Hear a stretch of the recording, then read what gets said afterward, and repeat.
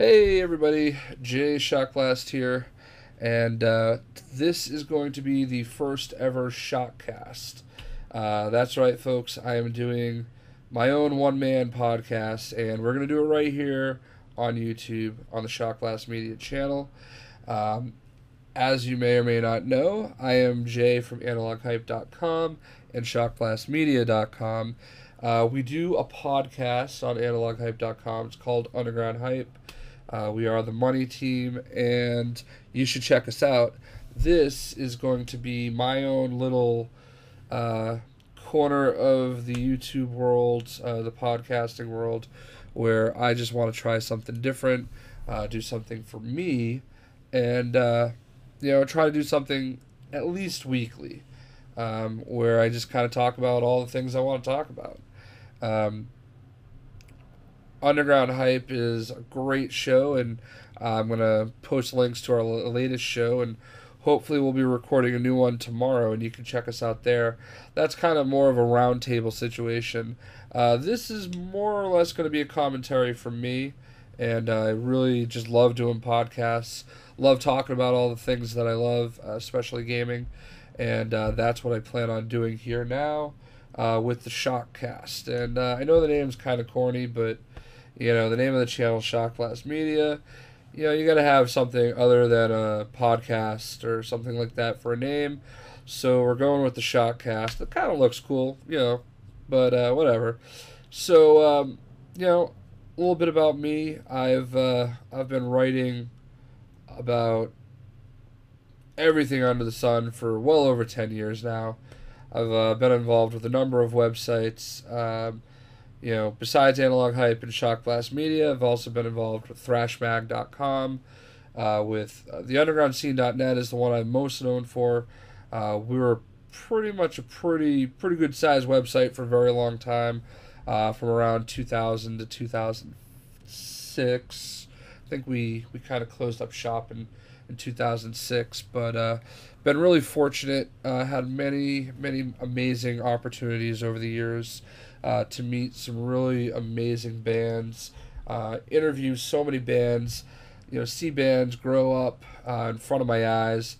I mean, I can remember the days when I was watching, Killswitch Engage in tiny ass little clubs, VFW halls in front of, 15 people, and now they're one of the biggest heavy metal bands in the world. So it's amazing, stuff like that. All That Remains, Phil from All That Remains. I remember there were days when, the Patriots were playing and he was sending me IMs during the football game, back in the days of AOL. So, seeing them grow to such huge, popularity has been awesome. I follow them around everywhere. And, first time I met Phil, we did an interview in the middle of the Palladium, sidewalk, just after a show. They weren't even signed to a record label at the time, didn't even have an album out yet. So it's cool to really see stuff like that, bands like that kind of grow up. And I kind of moved away from that more into the world of gaming. I still actually just spent a lot of money on some new camera equipment, so I'm still kind of involved with shooting photos and stuff like that. But I don't know. We'll see. Starting to slowly get more back into that groove. I think I just need some time off from the music world, and I've just become so engrossed and enamored with gaming that it just takes up so much of my time that I just don't have as much time for it. But I've interviewed, man, so many bands over the years. Obviously Killswitch and All That Remains, and Slipknot, and Soulfly, and members of Metallica, Zakk Wylde. I mean, really, you name it. Coheed and Cambria, Thrice, Seven Dust. I don't know. I could seriously sit here and go on and on. So many amazing, huge bands. Under Oath many times, and it's been really cool. Like, I just legitimately remember, like, so many of the biggest bands now. And that's, I think, part of the craziness of it, is just this changed stature of the way that they're perceived. You know, Avenged Sevenfold. I remember I remember right when they signed to their major record label deal, you know, going to like breakfast with them after a show. So I'm not saying all this to impress anybody. This is just some of the really cool things I've had the chance to do over the years, kind of explaining, you know, who I am and all those kind of things, why you should care about this podcast or whatever you want to, whatever it is. But this is going to be more about gaming, though. I love gaming. Obviously, I've got over 1,400 videos here on the channel, and just figuring out how to do the whole voiceover thing. So we're going to see how this goes. I don't know exactly what the format is going to be every show. I think I'm just going to talk about, you know, the new things that are going on. Obviously, the big thing that we're going to talk about with this show is going to be E3. E3 was last week, and lots of crazy, awesome, and underwhelming things at the same time happening with E3. And that's what we're going to talk about. We're going to talk about the big three, who I think, you know, won, who I think lost, and then I'm going to talk about the 5 things I'm most excited about that I saw at E3, and the 5 things I was most disappointed in. And I think we'll probably wrap up after that. Maybe I'll talk a little bit more about, you know, another game or two. But yeah, that's going to be the format, E3. So let's go ahead and launch right into E3. The big three. Nintendo, Microsoft, and Sony. Not a good showing, not a good year. It's pretty disappointing, actually, that so little was shown. And, you know, the fact that so little was shown really tells all the story you need to know. We are in the last generation, or the last year, I would say, of this generation of consoles. And Nintendo had the worst showing of them all, and they were showing off their next generation console. Microsoft and Sony did not. I think that was a big disappointment, but it should have been expected. Nintendo did, and it was an epic failure. I mean, it was bad. It was really bad for Nintendo, and it's going to... I think a lot of people are thinking this could be what ends up putting Nintendo out of the hardware business. And it's unfortunate because I grew up with Nintendo. Well, the Nintendo Entertainment System, I should say. That was my first personal console that I ever owned. You know, that was for me. You know, my dad had an Atari and a television that I would play before we got the Nintendo. But the Nintendo was mine. So that was my first console. It was my only Nintendo console because I didn't go... I went Sega Genesis instead of Super Nintendo. But still, I just have so many, you know, great memories of playing my Nintendo. You know, my favorite games were like Mega Man and Tecmo Bowl and RBI Baseball, I think it was. Or Bases Loaded, that's what it was. Bases Loaded 2. I'll never forget the first time I threw a no-hitter in Bases Loaded 2. I was like 10 years old. I ran around the house, made everybody come look at the final game screen. So yeah, it's it's crazy to me that Nintendo could be reaching their death thrones. But you know, they unveiled the Wii U, and it's already underwhelming in terms of specs. Barely better than the Xbox 360. Barely better than the PlayStation 3. But you know, it is better. But why are people going to buy the Wii U when, you know, the next Xbox or the PS4 are probably coming out next winter? You know, Christmas time 2013, I think, you know, while not official, is the time frame that everybody is expecting those units to start shipping. Um, the reason why Nintendo failed is because they didn't show anything.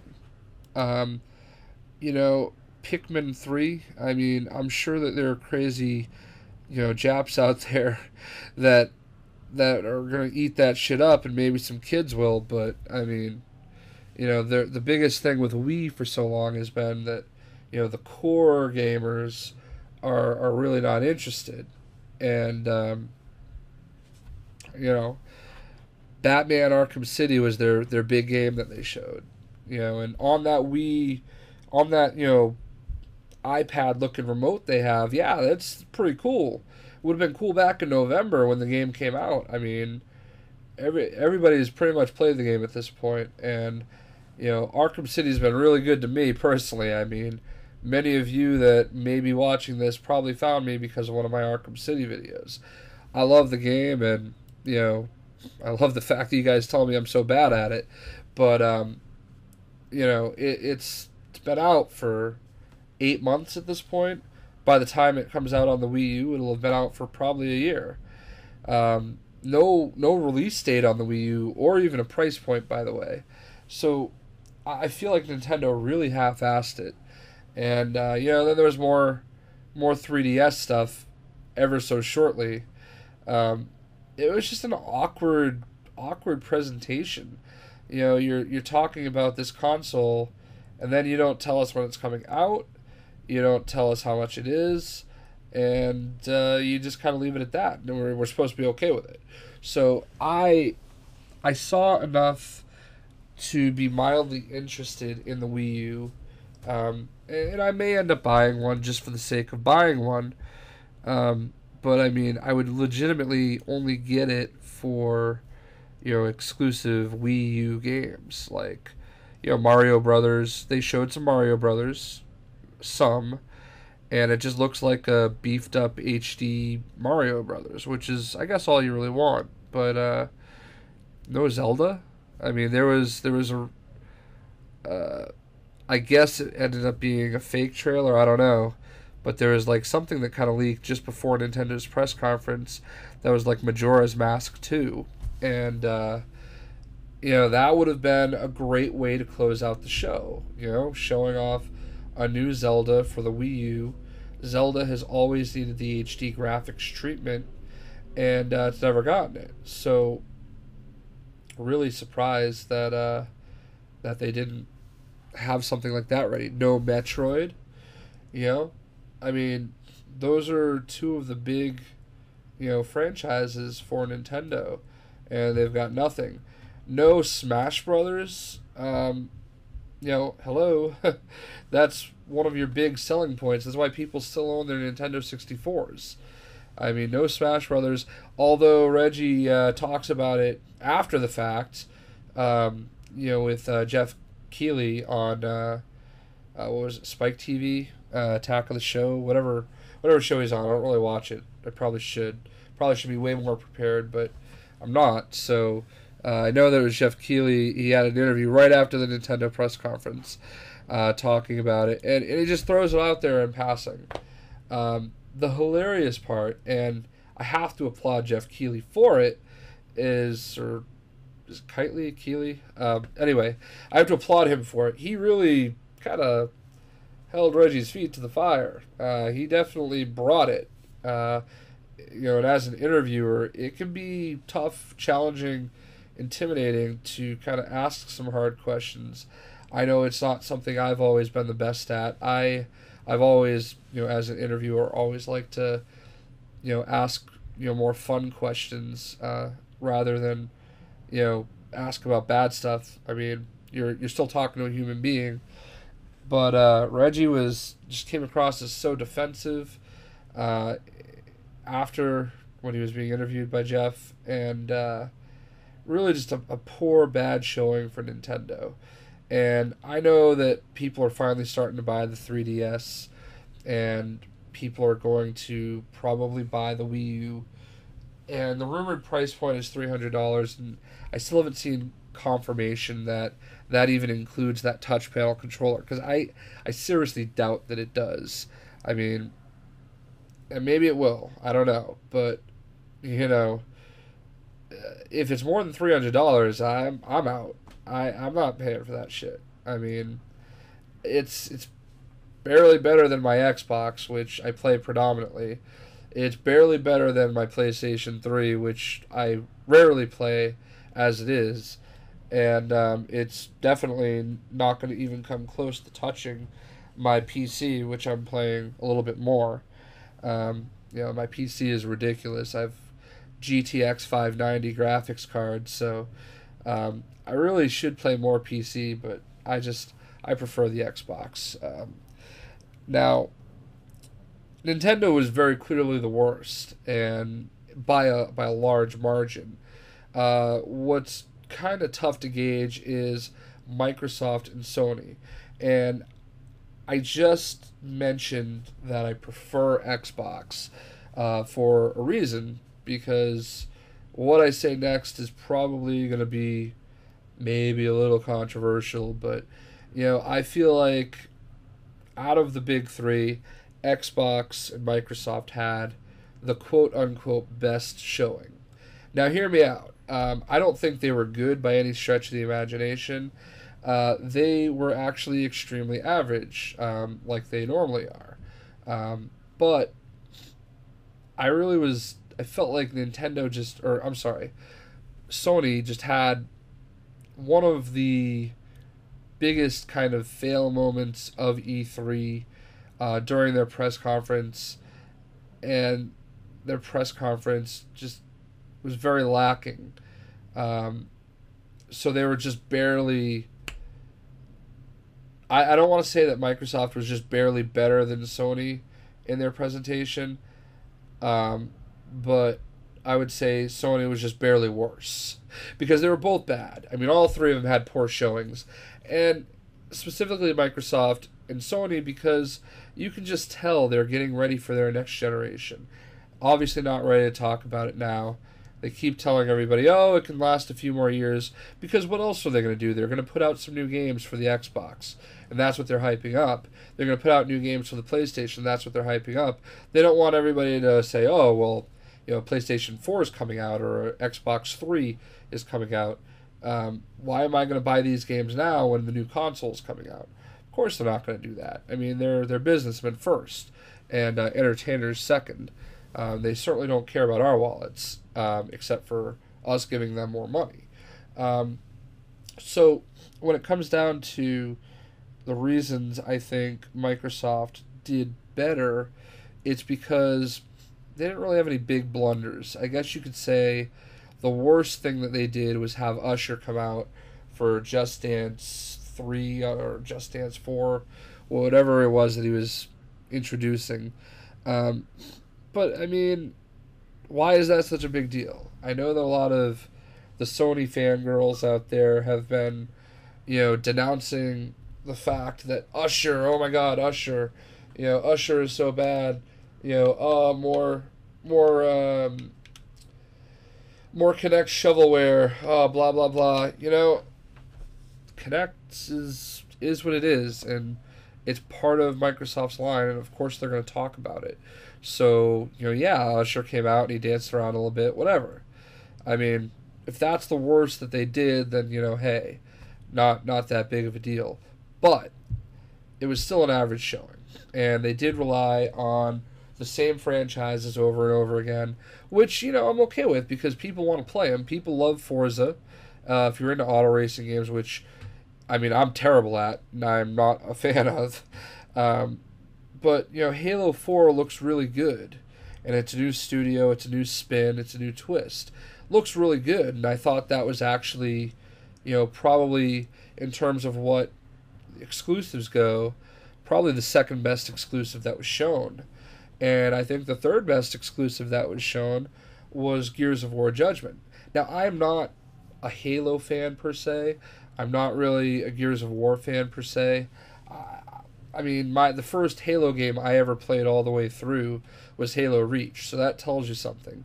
The first Gears of War game I ever played all the way through was Gears of War 3, so that tells you something. Not really my games, but I'm definitely way more intrigued by Halo 4 than I ever have been by any of the other Halo games.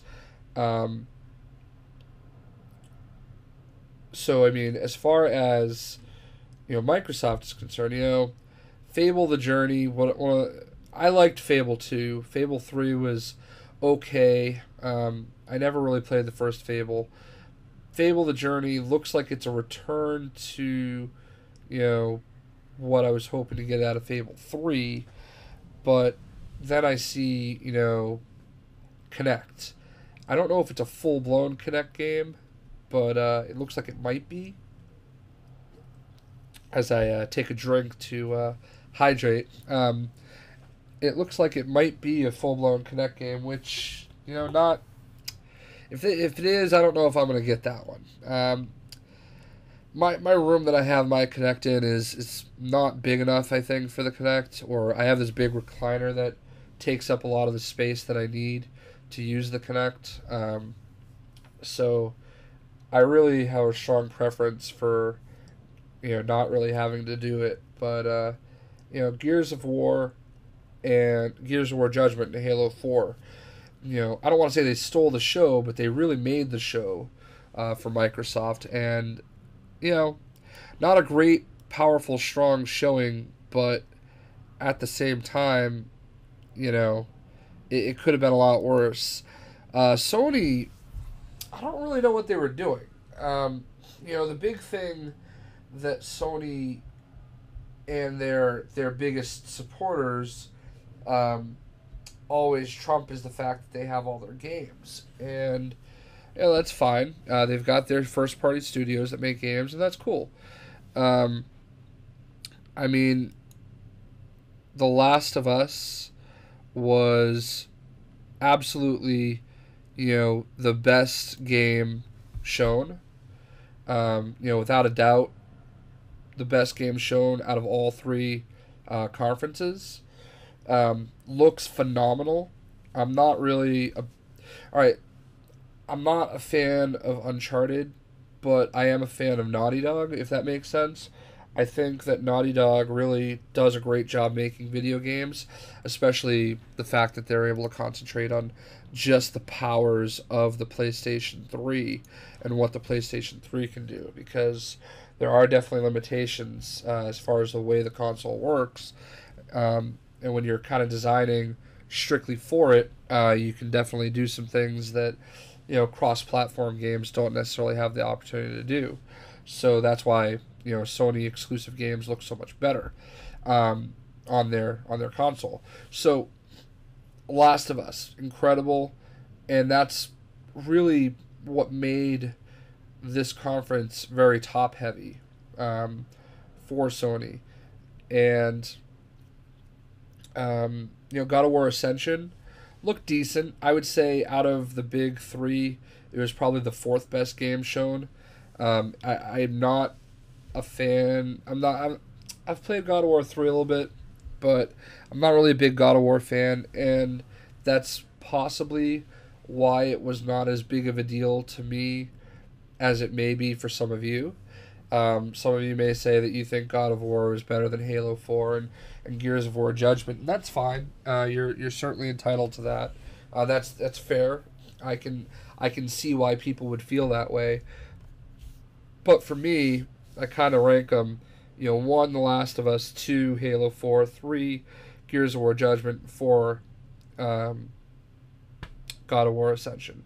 And 5, I don't really think there is a 5. All the other games were just kind of there.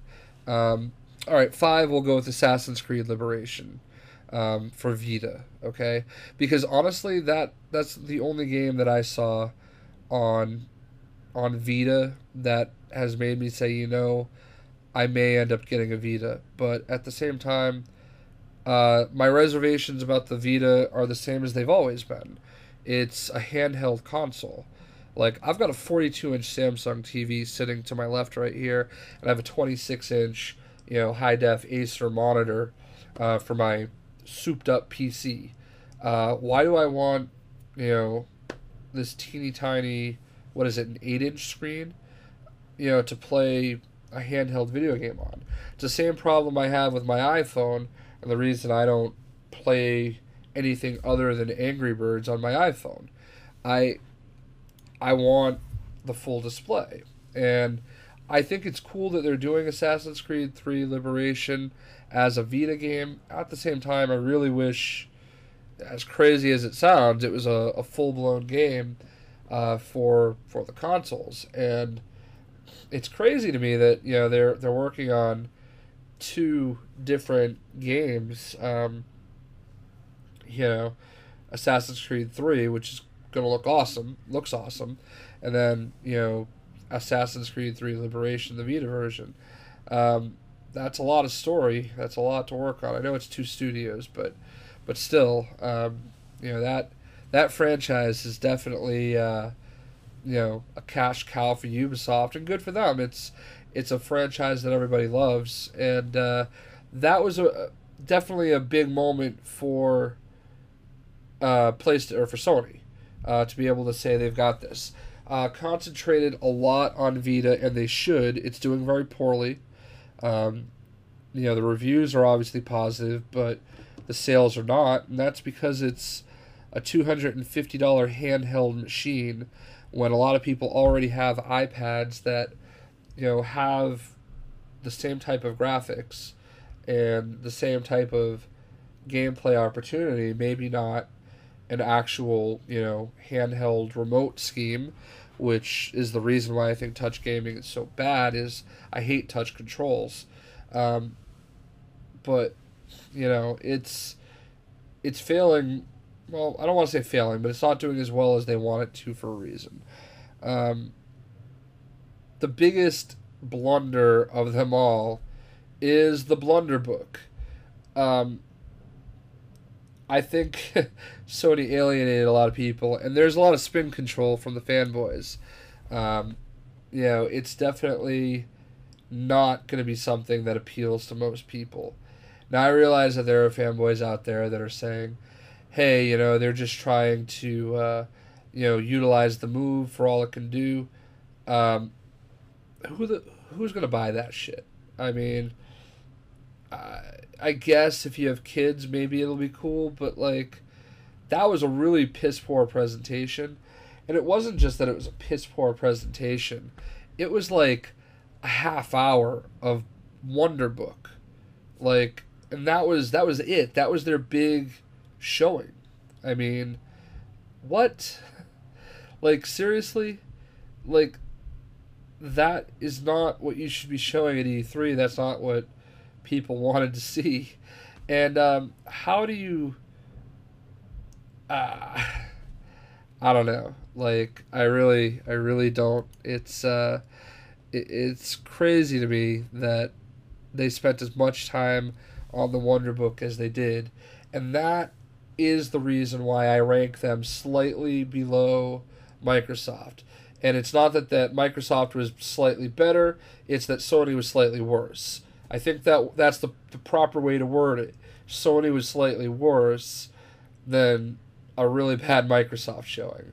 So, it is what it is, though. I mean, I could probably sit here and play it down the middle and say, oh, they were about even, and probably get away with it, but that's not my style. I'm gonna pick one and throw it out there. It is what it is.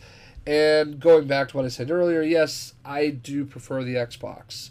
So, yes, you can probably accuse me of being an Xbot. Many people do, and it's not that that's really... Well, maybe it is the case. I mean, obviously, I prefer the Xbox for a very, very bunch of specific reasons.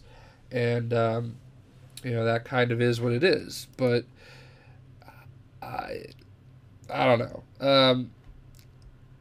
I don't want to go too far into a couple things, simply because I'm going to get into that with my top 5 disappointments and my top 5, top 5 winners of E3 in just a moment here. But, the makers of Heavy Rain showed off their new game, Beyond, and that did absolutely nothing for me. And what I'd like to know is, what's with Ellen Page all of a sudden?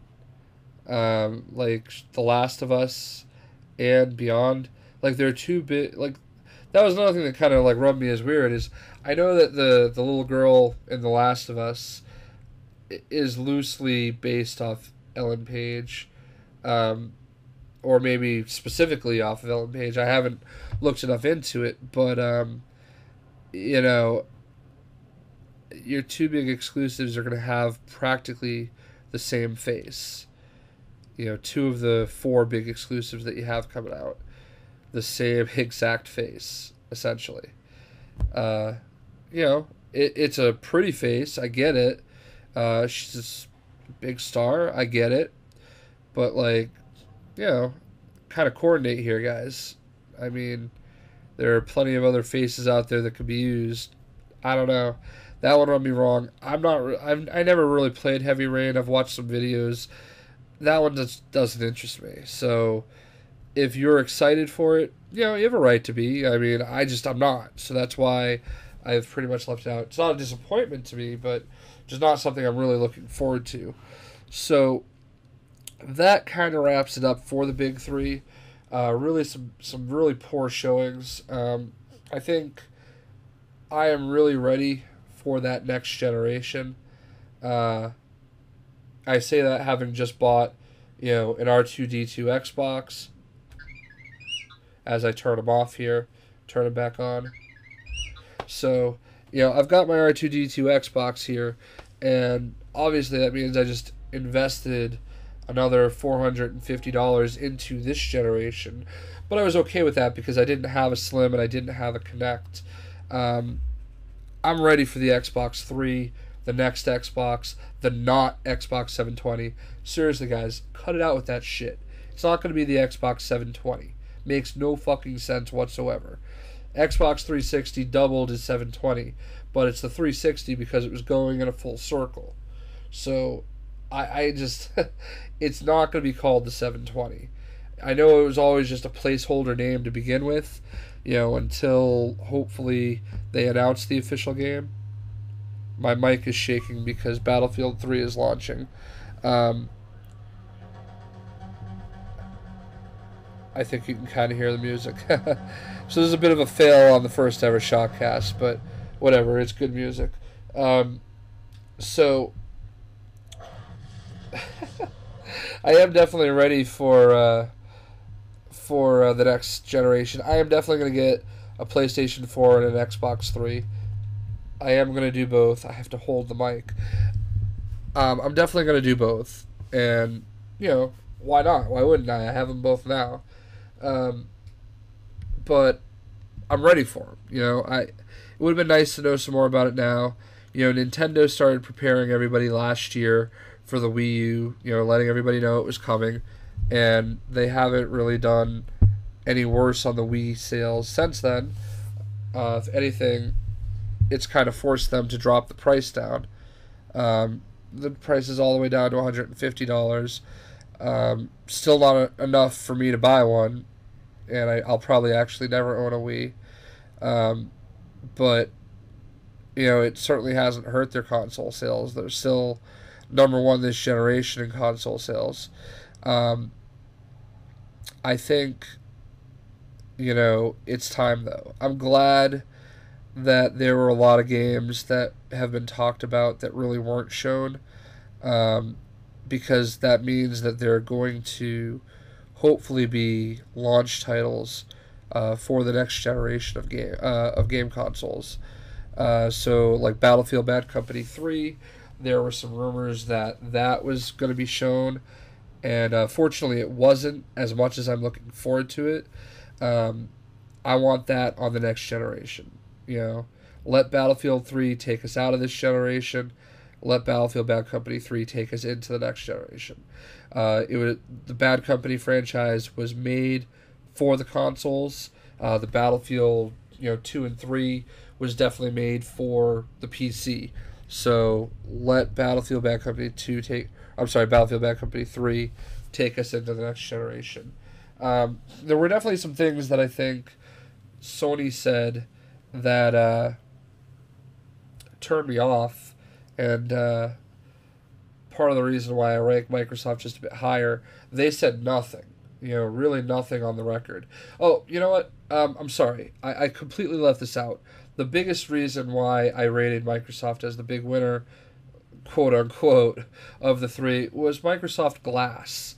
I realize it's pretty much the same thing that the Wii U is going to be doing, but it's going to be so much better because you can do it on anything that you have. iPad, Droid Prime, the Asus Prime or Transformer Prime, whatever it is. Doesn't matter which handheld, tablet you have, you're going to have the opportunity to get the app for Microsoft Glass. That's going to be a game changer because all those cool things you could do in Batman Arkham City, you'll be able to do with your iPad or whatever it is. It's a great tool. So that, more so than The Last of Us, was probably the best thing that any of the three companies showed.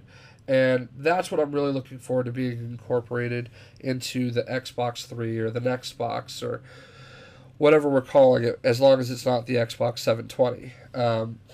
So really that's what I took from there. But yeah, like the thing that was turning me off about PlayStation 4, Jack Tretton came on with Jeff Keighley again, I believe it was, and basically said, we've never been, the cheapest, and we've never been first. Their focus was on being the best, which I don't think they are, but, that tells me that, when they launch it, it's not going to be cheap. It's probably, we're looking at another $600 launch price.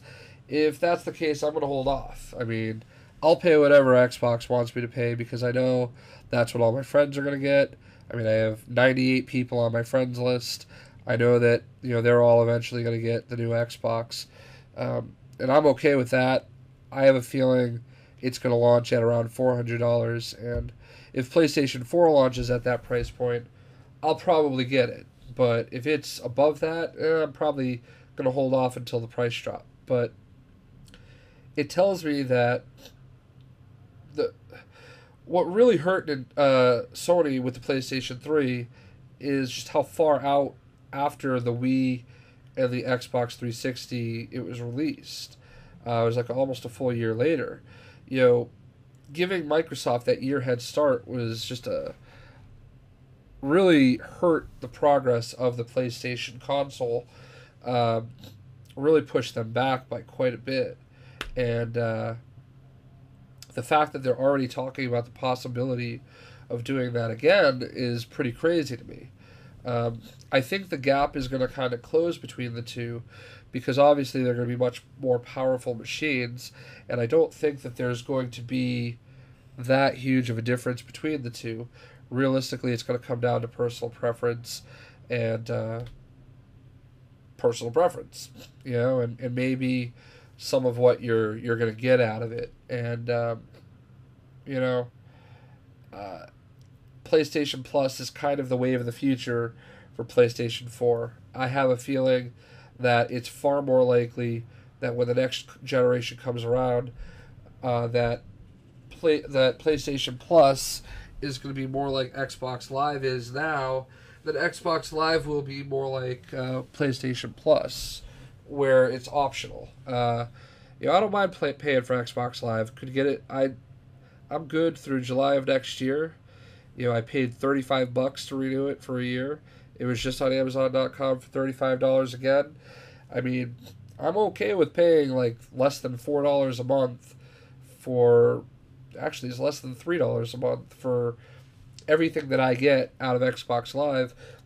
The main part of which is cross-game chat. I don't think PlayStation owners appreciate and understand just how incredible cross-chat is. There are times I'll sit in a live party and not even be playing a game, just talking to people. And that's kind of, awesome. Like, I see people doing these videos, like hate mail videos on PlayStation, and it's like, oh, wow, you got a really mean, angry text message. Great. Big deal. and then trying to coordinate with people, outside of lobby chat, how to get into a game. Battlefield 3 is a great example. You can't really talk to people unless you're in the game together, and that game notoriously would split people up. So coordinating is just so much easier in an Xbox Live party. You don't have to deal with all the stupid people. Really, really huge feature.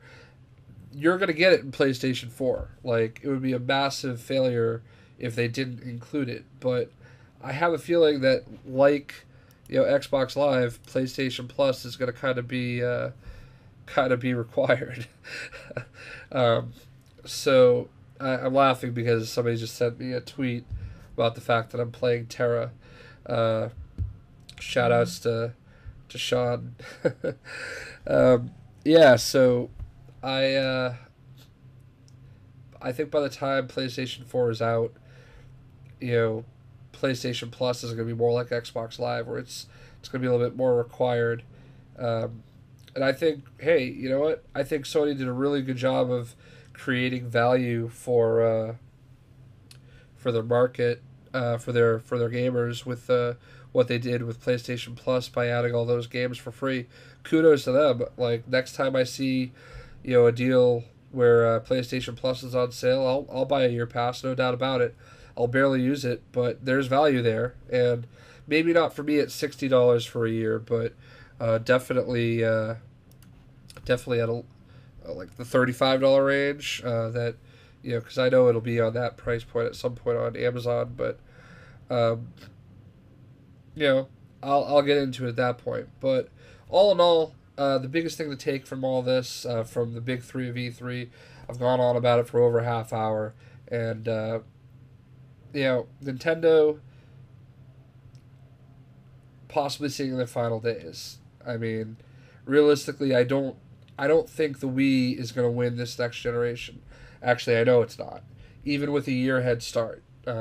Might sell a little bit at first, but it's in trouble. And third parties are, not really interested in getting involved, other than Ubisoft. I mean, they're kind of stepping back and saying, yeah, I don't know about that. Not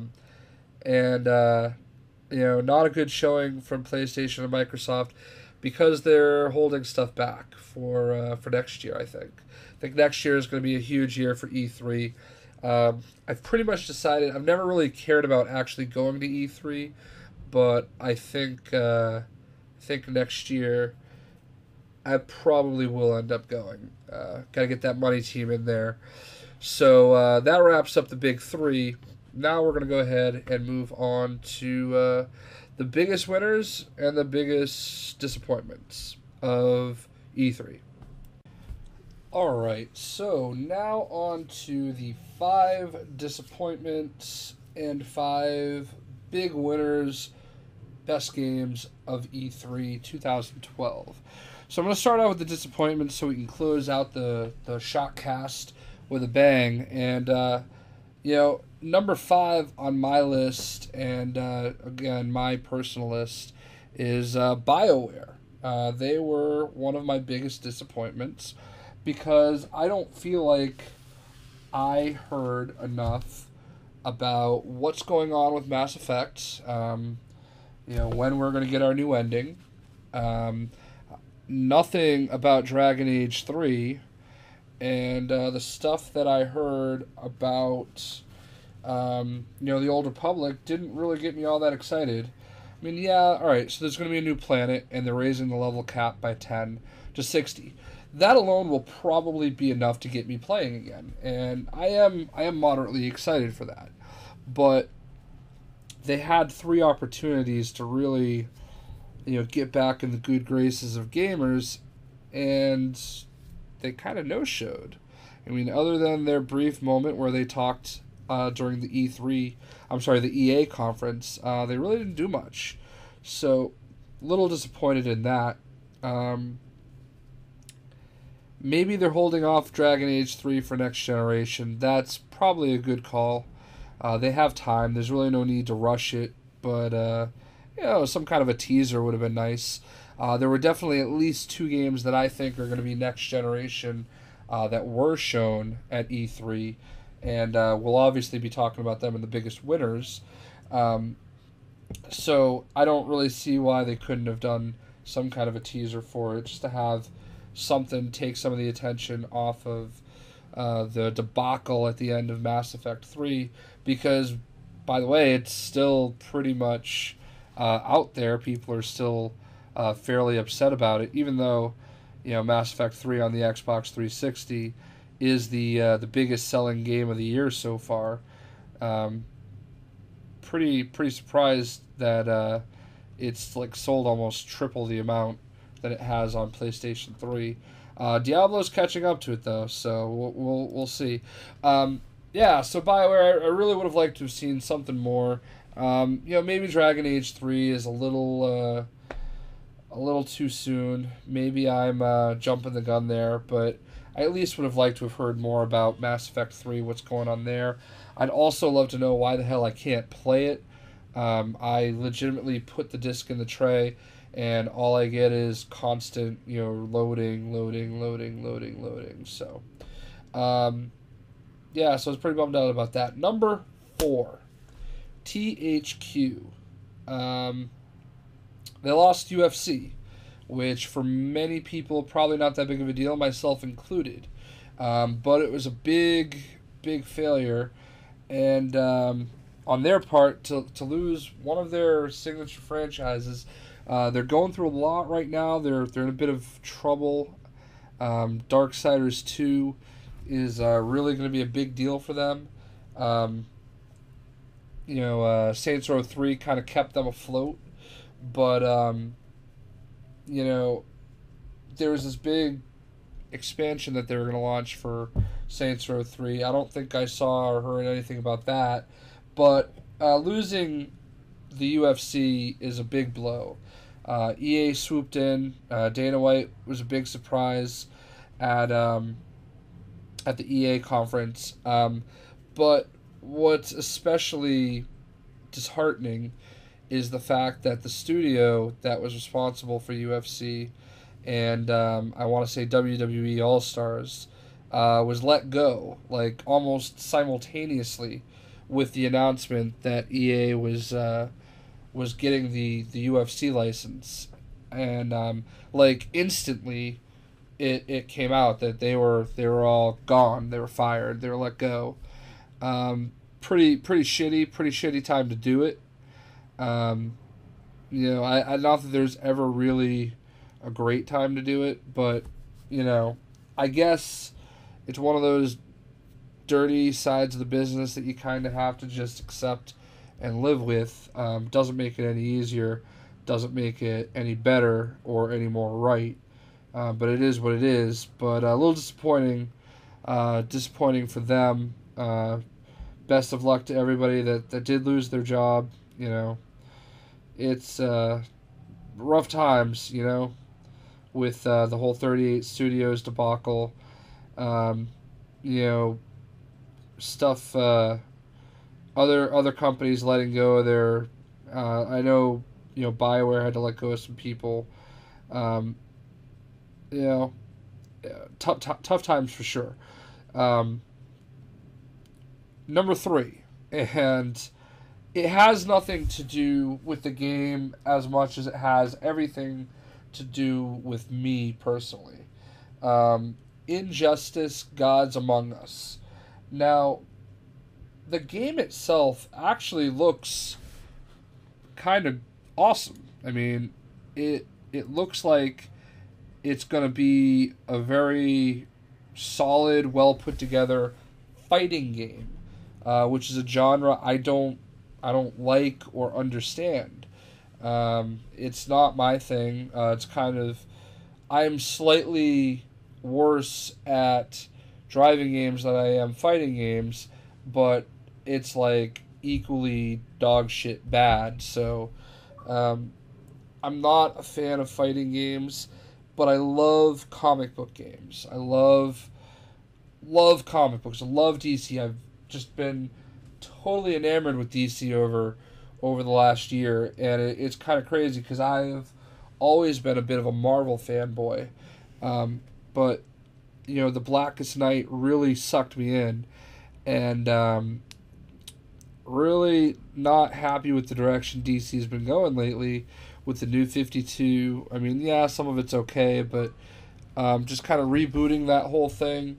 And then with this, a fighting game.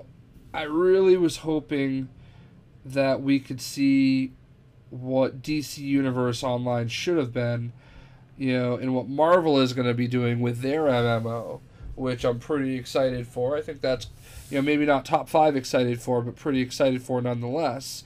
I was hoping this would be more like that. I'm not really interested in the whole armored look. They really only showed off a couple characters too. Batman, Flash, Superman, Solomon Grundy, and Harley Quinn. That was a random one.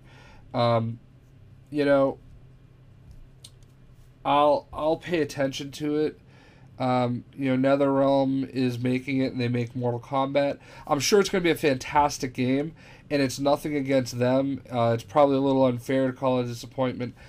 I'm more disappointed in DC than I am NetherRealm, because, hey, this is probably, for you fighting game fans out there, probably going to love it. I mean, really, realistically, you're probably going to love it.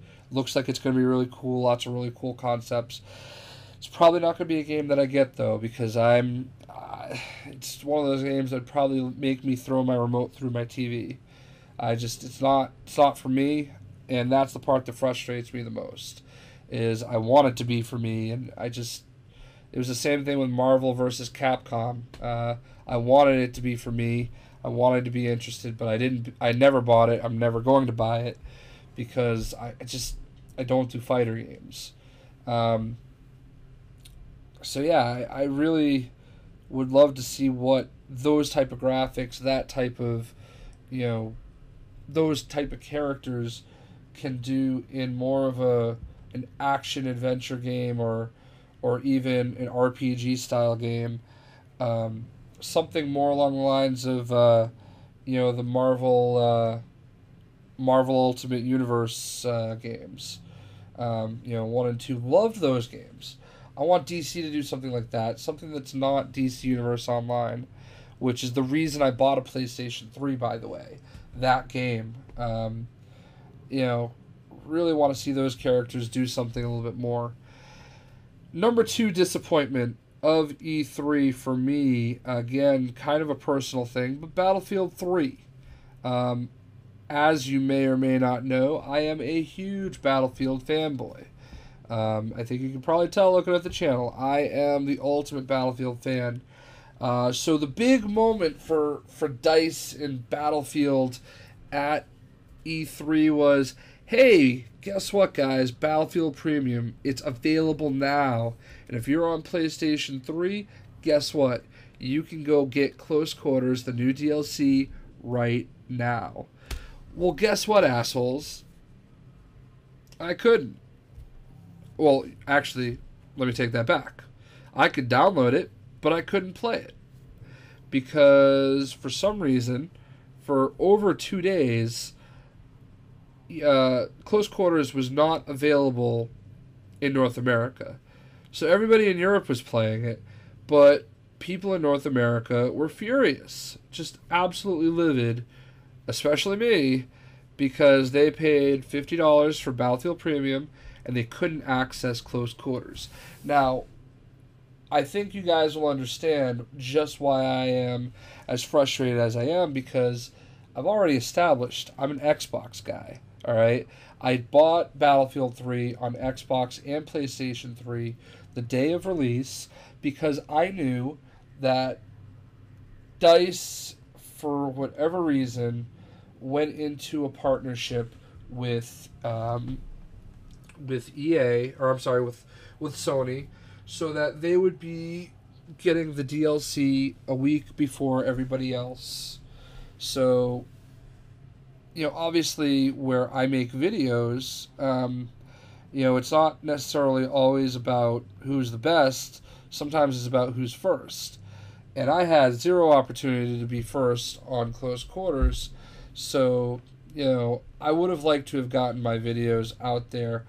I happened to have a double ear infection on Monday, had to go home sick from work. Was already frustrated about that, and I was like, ooh, this is awesome. I can just, it's purely coincidental. I'm a hard worker. Purely coincidental that they hadn't even, EA hadn't even had their conference yet.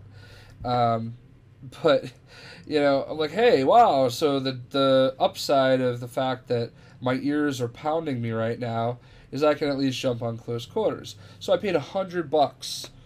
$100 makes my total investment into Battlefield 3 over $220. Okay, for Battlefield Premium on Xbox and PlayStation 3. I'm a level 7, like not like Kernel 7, but level 7 on Battlefield 3 on PlayStation 3, which means I've played like an hour and a half, okay, tops. In comparison, I'm a Kernel 13 on Battlefield 3 on Xbox, so obviously played it significantly more there. I legitimately paid $50 so that I could be able to take part in the 1 week of early access on PlayStation 3 so that I can record some videos and look terrible.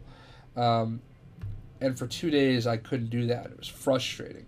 And what was even more frustrating was when I followed, they didn't tell me specifically on Twitter, but they were telling other people, contact an EA expert or whatever they're called in their customer service department. Got some folks in India, and there's nothing wrong with people that do tech support in India. Like, I work with a guy who is Indian, worked in a call center in India, and is absolutely, by far and away, one of the best coworkers I've ever had. So, like, he's phenomenal, and I'm sure that the people over there do a great job. But in this case, I found out why EA was voted the worst company in the world. It was abundantly clear in dealing with not one, not two, but 3 different chat specialists, okay, telling me that I had not bought the game because apparently you're supposed to buy the game from the in-game menu, not from the PlayStation Store, which begs the question, why the fuck is it in the PlayStation Store? So not only was I running into that problem, but there was still the bug of it not being accessible for people in the United States, North America, many other countries. And, it festered for over 2 days, and I was so mad that Battlefield actually started following me on Twitter, which is probably my crowning achievement in the world of Twitter.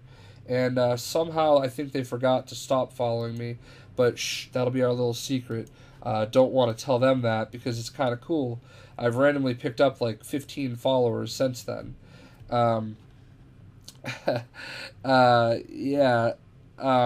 They got involved, and good for them. I totally totally appreciate them getting involved, and I was furious because they were trying to tell me I had to go buy Battlefield Premium again on PlayStation 3, and I wasn't doing it. I mean, I just threw down $100. I've given your company $220 for this one game that I'm barely even playing on the PlayStation 3, and I'm really barely even playing on Xbox either. But I mean, you're telling me that you screwed up, and I'm supposed to be the one that kind of suffers. I'm not having that. So, it was resolved, but it was not graceful, and I had to use my pissed off voice, well, my pissed off typing voice, I guess you could say, a few times. So, that is obviously, it probably should be my number 1 disappointment, but I'm putting it number 2 because the fanboy in me just doesn't want to say it was number 1. It's resolved now. I'm actually, the whole time I've been recording, I've had my Xbox on Battlefield 3, trying to see if it's available. Close Quarters is supposed to go live on Xbox 360 today, so, and PC. So we'll probably see some videos soon. Hopefully I can jump in some games with my buddy Iconic Wally, because I don't like close quarters maps. It's Call of Duty, and I need people like Iconic Wally to carry my ass and make me look good. By the way, I'm going to put his Twitch TV channel in the comment section here, because I'm working really closely with him. Iconic Wally is an absolutely phenomenal Battlefield 3 player. He broadcasts on Twitch TV. He's starting to get a bit of a following. I really encourage you to check him out. You can learn a lot of things about him, about Battlefield and how to be good at it. You definitely are going to learn better from him than you will from me. If you've watched any of my Battlefield videos at all over the last couple of years, and I've posted a lot, you'll probably see that he, through many incarnations, Wallenstein, TOA Wallenstein, TB Starscream, I Starscream, through many screen names, he has been in my videos, so and making me look really good when I'm actually really average. So definitely check him out. That goes to my number one disappointment of E3 2012, and PlayStation fangirls are gonna hate me here, but PlayStation All-Stars Battle Royale. I don't get this game. I don't get Smash Brothers, like, and this is just a Smash Brothers ripoff. And there are Sony sycophants out there, one specifically, that'll tell you that this is going to be better than Smash Brothers because of the characters, and I don't see it. I mean, I guess if you're a fan of them all, fine, but this has no appeal to me. And it doesn't even look good. Like, it looks stupid. It legitimately does not look like something I would remotely care about. And I think the only reason people are hyping it as much as they do is because that's what the Sony fanboys do. They hype anything that's Sony exclusive. That's part of what drives me freaking nuts. That's also part of the reason I end up buying all the Sony exclusives. It's the reason I have a PS3. I bought it for DC Universe Online and MLB The Show, which 2 years in a row I've bought and never played. So, but Adrian Gonzalez was on the cover this year, so I had to do it. I don't get this game. It looks stupid. I guess if you're into that kind of thing, you'll probably be excited for it. And I'm not saying you shouldn't be, but I don't see anything remotely impressive about this game at all. And I mean, everybody wants to make fun of, Microsoft for not being able to put together their own, Super Smash Brothers ripoff, which, by the way, is exactly what Battle Royale is. It is a Super Smash Brothers ripoff, and I'm not saying that's a bad thing, but that's what it is, and, I believe in calling things what they are. I don't get this one. I really don't. But, back to my Microsoft point, they've got plenty of characters they could put in, but yeah, they'd all have guns in their hands, but, does PlayStation have enough characters for this? Because they're already dipping into Big Daddy, who, by the way, BioShock was an Xbox exclusive when it came out, So, it's kind of, Big Daddy's kind of a, kind of an Xbox character more than he would be a PlayStation character. I mean, I know he's in a PlayStation game that's available on PlayStation now, but yeah, he's kind of was exclusive to Xbox when it came out for well over a year. I mean, I think BioShock 2 was already out by the time BioShock 1 was on PS3. So, I don't know. I mean, if you're already introducing third-party characters, into your Super All-Star Battle Royale, then maybe you don't have enough characters either. I don't know. Not my thing. Maybe I shouldn't even be commenting about it, but I mean that's not. I'm not remotely impressed by the game. I'm just not, and that's not a slight on the people working on it. I know they're probably working hard, but not my thing. Not That's my biggest laugher of E3 is people thinking that is something to be excited about. So I don't want to dwell on the negative stuff, though. I know I dwelled on Battlefield 3, which, again, probably should have been number 1 for the longest on all those. But I'd like to talk about some really fun and exciting things. And this is the best part of the segment. It's Best of E3. The top 5 games of E3 in my book. There's a lot of things that go into this. A lot of reasons why certain games that I want to say aren't going to be mentioned, and a lot of reasons why these games are. And first of all, honorable mention is Borderlands 2. I've already played Borderlands 2. I've already seen a lot of Borderlands 2. There really wasn't a whole heck of a lot they could do here to get people that much more excited. They were definitely overshadowed. Maybe that was a bit disappointing to me, but, definitely would have been on this list had I not already experienced so much of it. A couple other games that really stood out to me, Far Cry 3. I think, knowing that there's going to be some co-op, that definitely bumped it up a peg in my book. Dishonored. Definitely excited about what I'm hearing about Dishonored. Not necessarily, best top 5 game of show kind of thing, but definitely more excited about Dishonored. So we'll see. But now I want to, actually, you know what? Crisis 3. Crisis 3 looked pretty good. So I want to go ahead and start with number 5. Number 5, probably going to surprise some people. Surprise me. SimCity. The new SimCity looks awesome. I'm actually really excited about SimCity. When I was in middle school, that was when SimCity, I think the original SimCity was coming out. And I played the hell out of that game.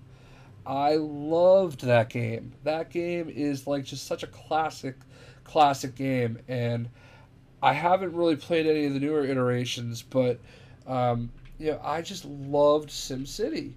And now that they're showing it, the new one, and just how cool it looks, I'm absolutely going to get it. And I really feel like it was a bigger win for EA than I thought it would be.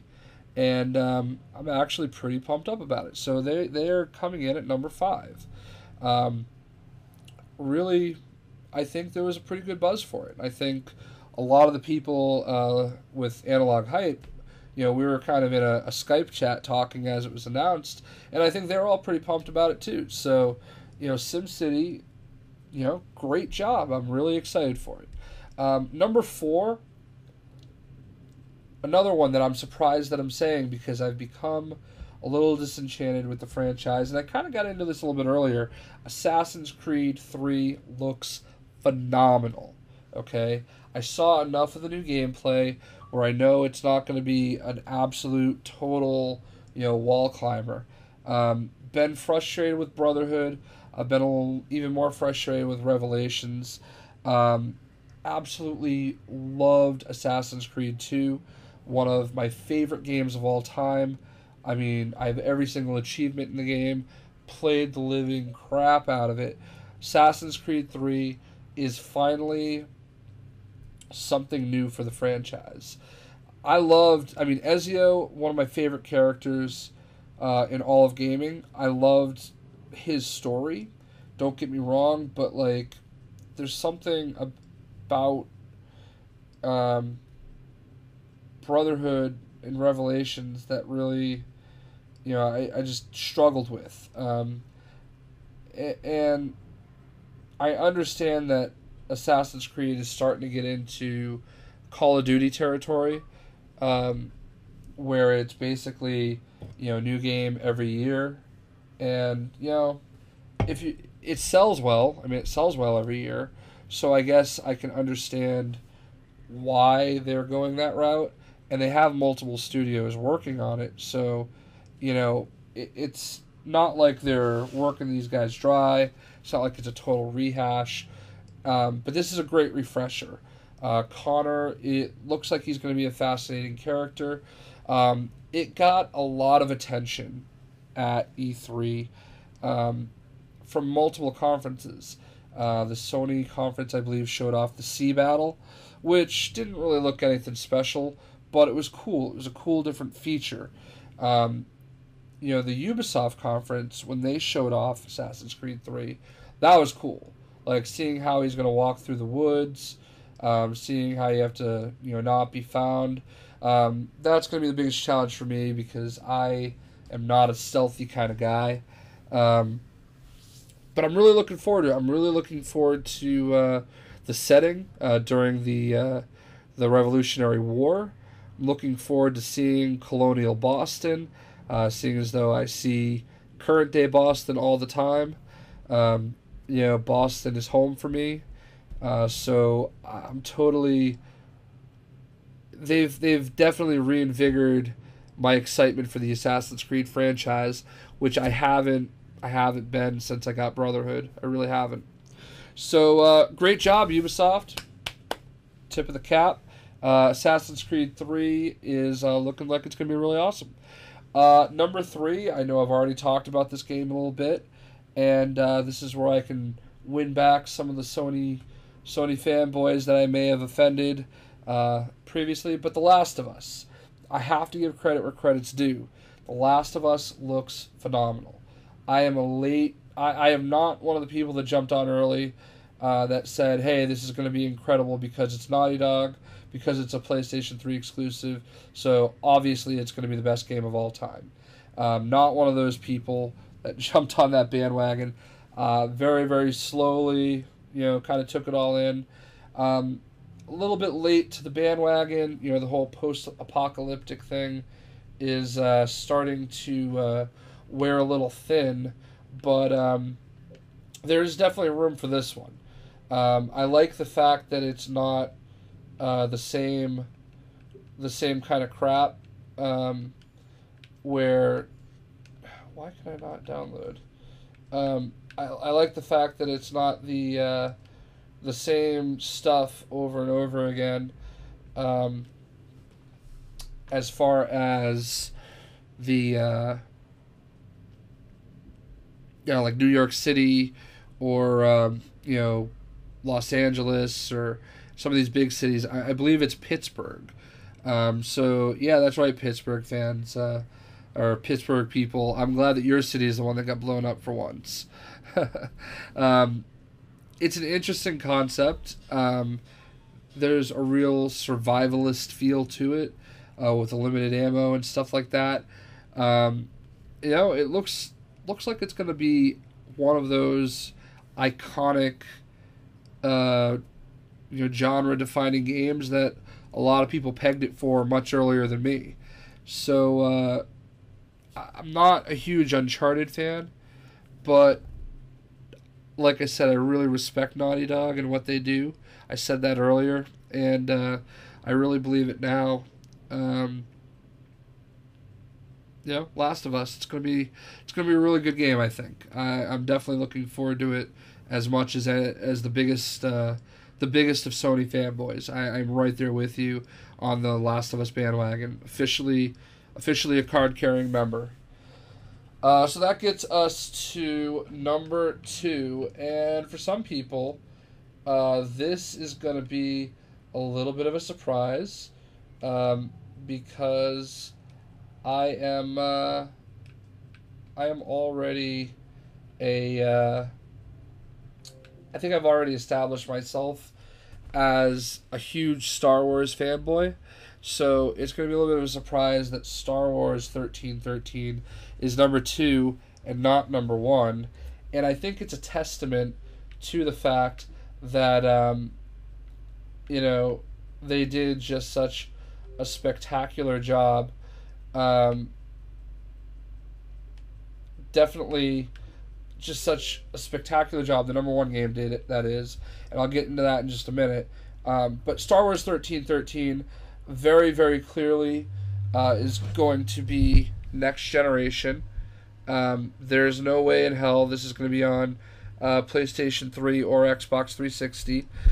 It was shown as a PC version of the game, which is why the graphics were incredible. Everything about it looked incredible. Really, very, very limited video, but what I saw was enough to be completely stoked for it. Um, Phenomenal gameplay, great concept. You're a bounty hunter on Coruscant, going down to the level 1313. If you are a Star Wars fan, know anything about Coruscant, you know that there are thousands and thousands of levels of the planet. It's the capital homeworld of the Empire and the Republic, and you're a bounty hunter, and you're going down into the seedier parts of the world, because the lower you go, the seedier it gets, and really looking forward to what's going to happen here. Hoping there's some Boba Fett. It's taking place between episodes 3 and 4, so there's really a lot of great opportunity there for story. We're going to hopefully see some hints of Darth Vader, things of that nature, but we will see overall what's going to happen. But very clearly, it's going to be a next generation kind of thing. It's definitely not going to be on these current consoles. I like the fact that they've got ILM involved. It's not just LucasArts. That really adds to the cinematic value. Everything feels like you're playing cinematics. I mean, that's what's so exciting about it. And I think there's so little that's been shown, but so much of it is so exciting that's why it's in my top 5. That's why it's number 2. The possibilities of what they can do here are phenomenal, and I haven't really seen anybody, talk about it yet. But what's one of those things that we all complain about with some games? Throwing in the obligatory multiplayer. For instance, BioShock 2. Threw in that multiplayer. Assassin's Creed, throwing in that multiplayer. Sure, the multiplayers have their niche market, people that like it, but it felt like it was just kind of thrown in there. Crackdown 2, that was like one of the worst multiplayers that felt like it was just kind of thrown in there. I would love to see multiplayer thrown into Star Wars 1313, because you know what it means? It means Battlefront 3. It's a precursor to Battlefront 3, something that so many fans want. Battlefront 3. Am I saying Battlefield? I meant Battlefront. You've got that opportunity. I know it's third person. You can have, team deathmatch. You can have your domination, quadrant control type of match. Capture the flag. So many possibilities that you can take and have in a Battlefront style multiplayer mode. And I really, really hope that's something that they're working on here. It's not Battlefront 3, but like I said, it's a precursor to it. It's something that, can possibly build into Battlefront 3, because I guarantee you, people are going to buy 1313. It looks phenomenal, number 1. And number 2, it's Star Wars. And just about any Star Wars game out there sells. Lego Star Wars, one of my biggest video hit generating games on my channel. I get so many people watching those videos. So it's going to be a huge game, and there's that possibility of having that multiplayer that feels like it's meant to be Battlefront.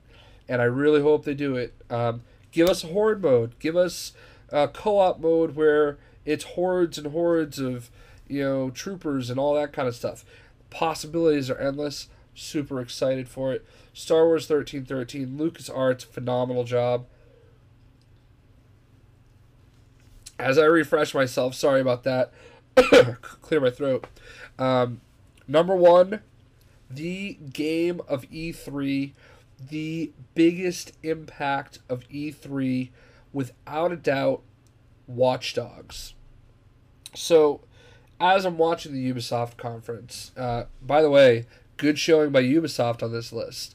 2 out of the top 5 games, phenomenal. Um, yeah, as I'm watching this Ubisoft press conference, they start talking about this game Watch Dogs, and they're slowly building up into it, and I'm like, okay, what's this? Big deal.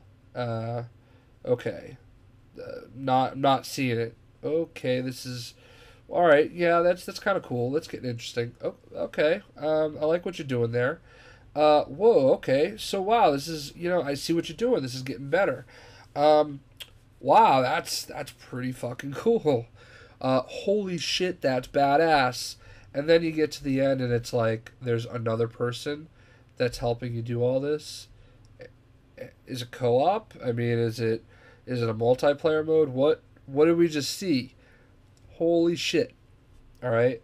Then just the possibilities of being able to use Microsoft Glass incorporated with this game. Wow. Wow. I mean, bravo. I mean, game of the show, Watch Dogs. Overall, as it was kind of progressing, I'm like, this is kind of cool. Nothing too fancy, nothing super original. And then it just got better and better and better and better. It just progressively, had me glued to the screen.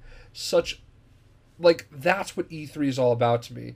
And maybe this should have been included as my number one disappointment of E3, is everybody talking about all their stuff before we even got to E3.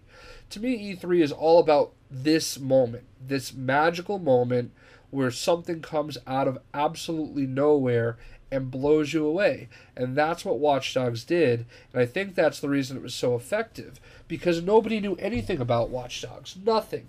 This was on nobody's radar screen. Nobody was expecting it to happen, and it came out and it just knocked you on your ass and said, I'm here, get excited. I don't think this is going to be on Xbox 360 or PS3 either. I think this is going to be one of those launch title type deals for the next Xbox and the PlayStation 4. Again, I do believe this was played on PC. Graphics were really, really awesome. The concept was really awesome. I really like, where this is going, and I'm really excited to see and hear more. Just wow, man! I'm pretty excited about this. It kind of felt like what I was hoping Syndicate would be. It had that Syndicate futuristic vibe. Took a lot of the good things Syndicate did and made them better for themselves. Just awesome. Really, really phenomenal game. Really excited about it. And, they are the big winner of Shockcast 1. The big winner of E3 2012, Watch Dogs. Obviously, no release date for that or Star Wars 1313. Maybe a 1A and a 1B, but like I said, I don't like to play that way. I like to just take a stand and go with it. And even though my inner fanboy wanted to say Star Wars 1313, Watch Dogs was just that damn impressive. And they showed just that damn much. Absolute winner of E3, Watch Dogs. So yeah, that'll do it. If you made it all the way through like an hour and 20 minutes of this Shockcast episode number 1, I can't thank you enough. Please, if you hit that like button, that would be awesome. If you can subscribe, that would be even more awesome. If you're already a subscriber, you are my best friend in the world. Thank you. I really appreciate everybody that follows me, that subscribes, that says nice things in my videos, that asks me questions. I do this for fun. I talked about it earlier. I don't like doing things that feel like it's a job. It's one of the reasons I moved away from the music industry a bit. I love just enjoying things. I'm really passionate about gaming. I love gaming. I love talking about the things that I love. I love talking a little bit of shit. I would love this to be the conversation that occurs in the comment section. Let's keep it civil. Let's just let's talk.